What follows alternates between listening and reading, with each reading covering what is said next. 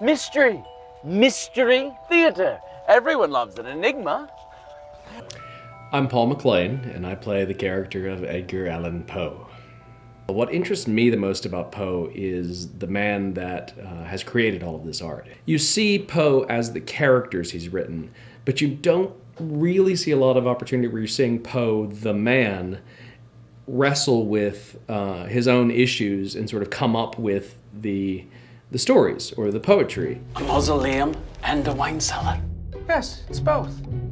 Catacomb for his ancestors, casks and caskets. My name is Keith Brooks, and I play the character of Rufus Griswold. The interesting thing to me about this character is that he's a very complex being, that he's full of this bitterness, but also has this affinity for Edgar Allan Poe that won't let him go away. You are respected, admired, and beloved. You are happy, as once I was.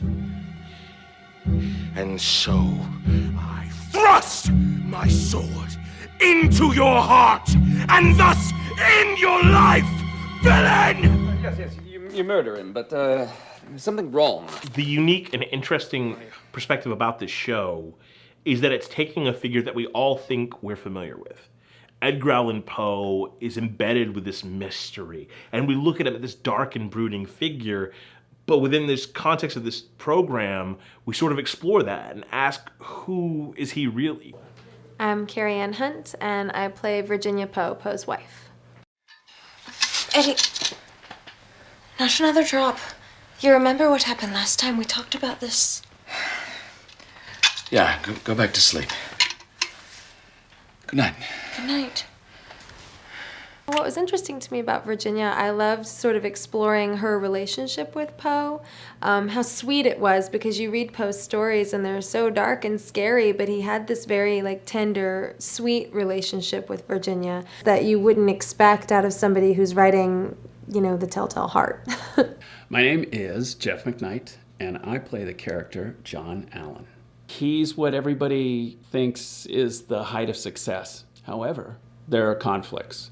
His main conflict is the one who fights him the whole time, is Edgar Allan Poe.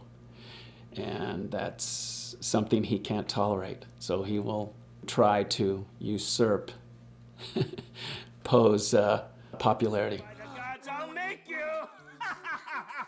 I think in some bizarre fashion, Edgar Allan Poe was the love of Rufus Griswold's life. And the fact that he was his best friend, that he was his Christ to Griswold's Judas. Spy on Eddie. Well,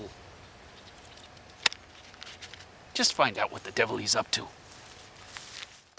The show is fun because it takes his stories and you're getting to see them in a new way. You're getting to see them presented as theater instead of just reading them on the page. So if you're a big fan of his stories, it's going to be really cool to see how we bring them to life. This is a show that's trying to do something that no other shows on network are trying to do, and no other independent films are trying to do. We're taking historical facts and putting them to life in this very entertaining way, where we're combining the facts and the fiction of the situation and trying to express a completely new idea and broaden an understanding about a figure that's all endeared to us. If you enjoy Poe, fund something that represents Poe as Poe is.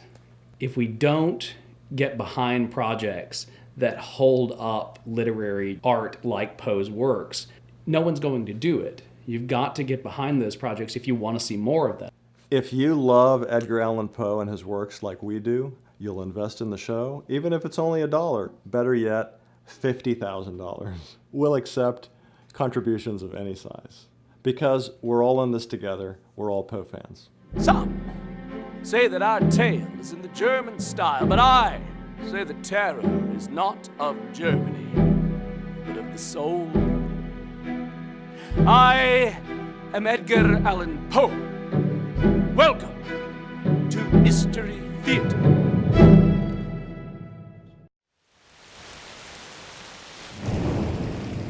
The important thing about Edgar Allan Poe that everyone should know is that Edgar Allan Poe rhymes with Moe, which is the amount of money that we need. So remember, when you think of Edgar Allan Poe, give us Edgar Allan Moe money.